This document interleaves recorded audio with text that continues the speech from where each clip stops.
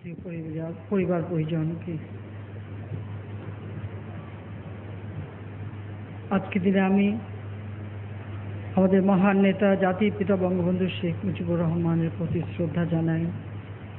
15ই August আমার মা বেগম ফজিলাতুন্নেছা মুজিব, জানি না কি তার অপরাধ ছিল, তাকে গুলি করে হত্যা করেছে। আমার ভাই শেখ কামাল, শেখ জামাল, ছোট্ট 10 বছরের রাফেল, কামাল জামালের নবপরিণীত বধূ সুলতানা রয়েছে। আমার একমাত্র চাচা সে কামনা আছেন। আমার ফুপা আব্দুর রহমান নিয়াবাদ, তার 13 বছরের মেয়ে বেবি, তার 10 বছরের ছেলে আরিফ, 4 বছরের নাতি সুকান্ত সহ এই বাড়িতে আত্মীয় পরিবার পরিজন। সেই সাথে সাথে আমার ফুফাতো ভাই শেখ ফজলত মনি, তার অন্তঃসত্ত্বা স্ত্রী আরজুমণি। এভাবে 3টি বাড়ি একত্রে আক্রমণ করে 18 জন সদস্য হত্যা করা হয়। সেই সাথে পুলিশ অফিসার শাহাদত বরণ করে এবং এই গোলাগুলিতে মোহাম্মদপুরে কয়েকটা বাড়ি আক্রান্ত হয়, সেখানেও অনেকগুলি পরিবারের সদস্যরা শাহাদত বরণ করেছে। আজকের দিনে আমি সকলের প্রতি শ্রদ্ধা জানাচ্ছি। জাতিপিতা এদেশের স্বাধীনতা এনে দিয়েছিলেন একটাই লক্ষ্য নিয়ে, বাংলার দুঃখী মানুষের মুখে হাসি ফোটাবেন, বাংলার গরিব কৃষক শ্রমিক মেহনতি মানুষ। এদেশের সাধারণ মানুষ যারা একসময় একবেলাও খেতে পেত না, পরনে ছিন্ন কাপড়, থাকার ঘর নেই, পর্ণকুটির, বৃষ্টিতে পানিতে একাকার হয়ে যায়, রোগে ধুকে ধুকে মায়ের কোলে শিশু মারা গেলে এক ফোঁটা ওষুধ দিতে পারে না, এমনি পরিবেশ এই দেশে। সেই শোষিত বঞ্চিত মানুষের ভাগ্য পরিবর্তনের জন্য তিনি সারাটা জীবন সংগ্রাম করেছেন, জেল জুলুম অত্যাচার করেছেন। সেই সাথে সাথে বাংলার মানুষকে স্বাধীনতার চেতনা উদ্বুদ্ধ করেছিলেন এবং তাই যাকে সাড়া দিয়ে এদেশের মানুষ অস্ত্র তুলে নিয়ে যুদ্ধ করে বিজয় এনেছিলেন। 15ই আগস্টের সেই ঘটনা যারা ঘটিয়েছে তারা কারা? তারা এদেশের স্বাধীনতা চায়নি। বাঙালির যে বিজয় জাতিপিতার নেতৃত্বে হয়েছিল, সেই বিজয় তারা মেনে নিতে পারেনি। পাকিস্তানি হানাদার বাহিনী গণহত্যা চালিয়েছে, খুন করেছে, মা বোনের ইজ্জত নিয়েছে, রেপ করেছে, লুটপাট করেছে। তাদেরই দোসর যারা ছিল, আর তাদের সাথে যে সমস্ত আন্তর্জাতিক শক্তি সমর্থন জুগিয়েছিল, তাদেরই কিছু এজেন্ট আওয়ামী লীগের ভিতরে ছিল, খন্দকার মোস্তাক সহ। কাজে সেই ষড়যন্ত্রে এরা লিপ্ত হয়, বঙ্গবন্ধুকে বাংলার মানুষের কাছ থেকে চিরতরে কেড়ে নিয়ে যায়। পরিবারের সকল সদস্য একদিন হঠাৎ শুনলাম কেউ আর আমাদের নেই, শুধু আমরা 2 বোন বিদেশের মাটিতে। এভাবে হঠাৎ করে সব হারা হয়ে যাব, এটা কখনো কল্পনাও করতে পারিনি। ছোট রাসেল এক সময় বায়না ধরেছিল আমার সাথে যাবে। মাঝে মাঝে মনে হয় ওকে যদি নিয়ে যেতাম তাহলে হয়তো জীবনটা বেঁচে যেত, কিন্তু মা যেতে দেয়নি। একই সাথে সব চলে গেল। এরপর দেশে ফিরতে পারিনি। 6 বছর আমাদেরকে বিদেশে থাকতে হয়েছে। দেশে আমরা ঢুকতে পারবো না। বাংলাদেশ আওয়ামী লীগ যখন সভানেত্রী নির্বাচিত করলো, বাংলাদেশ আওয়ামী লীগের প্রতিটি নেতা কর্মীর ভিতরে তারা প্রাণ সঞ্চার হলো। বাংলার দেশের মানুষ তাদের সমর্থন, ওই শক্তি নিয়েই সকল বাধা অতিক্রম করে বাংলার মাটিতে ফিরে এসেছিলাম 17ই মে।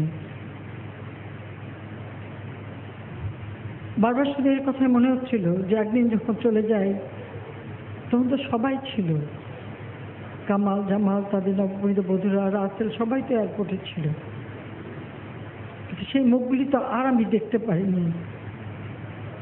তবে হ্যাঁ, আমি পেয়েছিলাম মা, বাবা, ভাই সব হারিয়েছিলাম, আর এদেশের লক্ষ কোটি মানুষের ভালোবাসা পেয়েছি।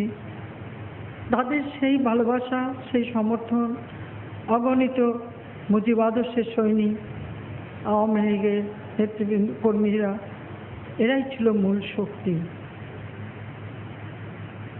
একটা প্রতিজ্ঞা নিয়েই ফিরে এসেছিলাম যে দুঃখী মানুষের মুখে হাসি ফোটাতে গিয়ে আমার বাবা তার জীবন দিয়েছেন, আমার মা জীবন দিয়েছে, আমার ভাইরা জীবন দিয়েছে। সেই দুঃখী মানুষের মুখে হাসি আমরা ফোটাবই, তাদের জীবনকে উন্নত করব, তাদের অন্ন বস্ত্র বাসস্থান চিকিৎসার ব্যবস্থা করব। এটাই ছিল একমাত্র প্রতিজ্ঞা, জীবনে আর কোনো কিছু চাইনি। শুধু ওই লক্ষ্য নিয়েই আওয়ামী লীগকে সুসংগঠিত করা এবং সেই সাথে কীভাবে দেশের মানুষ এই কল্যাণে কাজ করতে পারি, মানুষের সেবা করতে পারি। বাংলাদেশের মানুষের প্রতি কৃতজ্ঞ আমি যে তারা আমাকে ভোট দিয়েছে, নির্বাচিত করেছে, আমি ক্ষমতায় এসেছি। আজকে বাংলাদেশ সেই হাহাকার নেই, মঙ্গা নেয়, দুর্ভিক্ষ নেয়। অন্তত যারা একবেলাও খেতে পেত না, দুবেলা তো তারা পেট ভরে খেতে পাচ্ছে। তো আল্লাহর কাছে এইটুকু শুকর করি যে অন্তত সেই শক্তি দিয়েছে। কেবলই মনে হয় যে আমার আব্বা জানি না তিনি বেহেশতে উনি কি দেখতে পারেন, উনি কি দেখছেন ওনার এই বাংলার দুঃখী মানুষ। সেই দারিদ্র সেরকম আর নেই, নিশ্চয়ই দেখলে ওনার আত্মা শান্তি পাবে। কিন্তু মৃত্যুর পর জানি না দেখতে পান কি না, তবে একটা জিনিস সবসময় উপলব্ধি করতে পারি যে বাবার স্নেহ, মায়ের স্নেহ, ভাইয়ের স্নেহ যে আমি বাংলার লাখো কোটি মানুষের মাধ্যমে পাচ্ছি, সেটা সবসময় আমি উপলব্ধি করি। তাই এদেশের মানুষের জন্য যে কোনো ত্যাগ স্বীকারের সদা আমি প্রস্তুত হয়েই এবং নিজের জীবনকে উৎসর্গ করেই নেমেছি যে এই দেশকে আমরা যেভাবে হোক আমার বাবার স্বপ্নে সোনার বাংলা হিসেবে গড়ে তুলব। আমার লড়াইটা এত সহজ ছিল না, এখনও না। কারণ যারা হত্যা করেছে ৭৫-এ, হত্যার পর ওই স্বাধীনতা বিরোধী তাদের ক্ষমতায় বসিয়েছে, খুনিদেরকে বিভিন্ন দূতাবাসে চাকরি দিয়েছে, তাদের বিচারের হাত থেকে রেহাই দিয়েছে। পৃথিবীতে এই ধরনের ঘটনা কোথায় যে খুন হলে, হত্যা হলে বিচার হবে না, তাদের দূতাবাসে চাকরি দিয়ে পুরস্কৃত করা হবে, ইনডেমনিটি দিয়ে সেই খুনিদের পুরস্কৃত করেছিল জিয়াউর রহমান। আর তাদের রাজনীতি করে দল গঠন এবং রাষ্ট্রপতির পদপ্রার্থী হওয়ার সুযোগ দিয়েছিল জেনারেল এরশাদ। আর খালেদা জিয়া 15ই ফেব্রুয়ারি 96 সালে নির্বাচনে ভোট চুরি করে পার্লামেন্টে ওই খুনি রশিদ খুদারে বসিয়েছিল বিরোধী দলের চেয়ারে। এভাবেই তারা হত্যা, ষড়যন্ত্র, খুনকে তারা মদত দিয়েছিল। হাইকোর্টের একটি রায় জিয়াউর রহমানের ক্ষমতা দখল অবৈধভাবে, অসাংবিধানিকভাবে ক্ষমতা দখল অবৈধ ঘোষণা করেছে। জেনারেল এরশাদ তার ক্ষমতা দখল হাইকোর্টের রায় অবৈধ।